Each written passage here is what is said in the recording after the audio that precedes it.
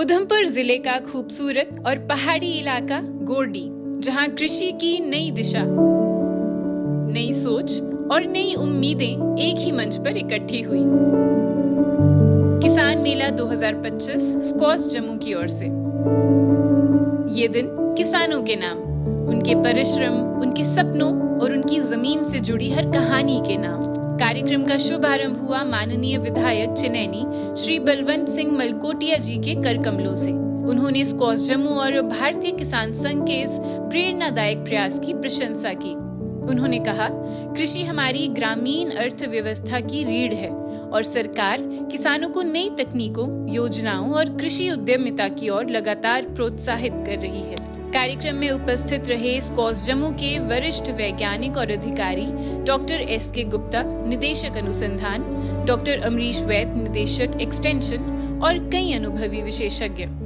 Doctor S K. Gupta ji ने बताया कि विश्वविद्यालय जलवायु, लचीली किस्में, हिल एग्रीकल्चर के लिए उपयुक्त तकनीकें और टिकाऊ खेती की नई दिशाएं लगातार विकसित कर रहा है, ताकि यहाँ के किसानों की पैदावार बढ़े और खेती कम मेहनत, अधिक लाभ का काम बने।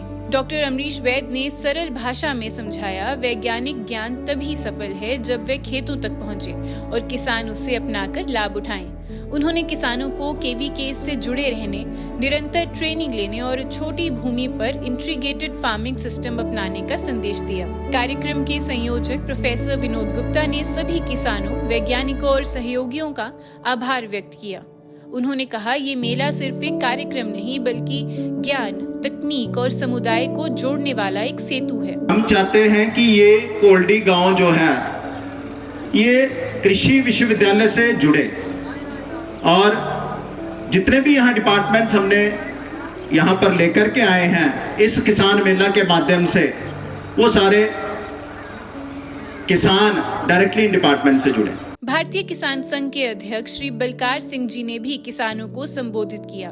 उन्होंने कहा, नवीन तकनीकें अपनाएं, लेकिन अपने पहाड़ी पारिस्थितिक तंत्र का संतुलन भी बनाए रखें। कार्यक्रम के बीच एक खूबसूरत सांस्कृतिक झलक ने सभी का मन मोह लिया। गोरडी की सरकारी उच्च माध्यमिक विद्यालय के छात्रों ने प्रस्तुत किया भावपूर्ण वंदे मातरम।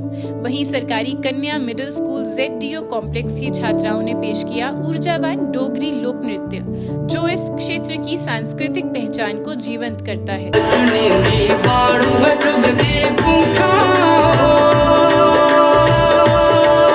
मेले में लगे विभिन्न विभागों और संगठनों के स्टॉल्स ने किसानों को आधुनिक कृषि उपकरणों, बीजों, इनपुट्स और सरकारी योजनाओं की जानकारी दी। किसानों ने न सिर्फ सीखा बल्कि तकनीक को नजदीक से देखकर खरीद और अपनाने के निर्णय भी लिए। और इस तरह ये सफल किसान मेला ज्ञान, तकनीक, संस्कृति और संवाद का सुंदर संगम बनकर संपन्न हुआ।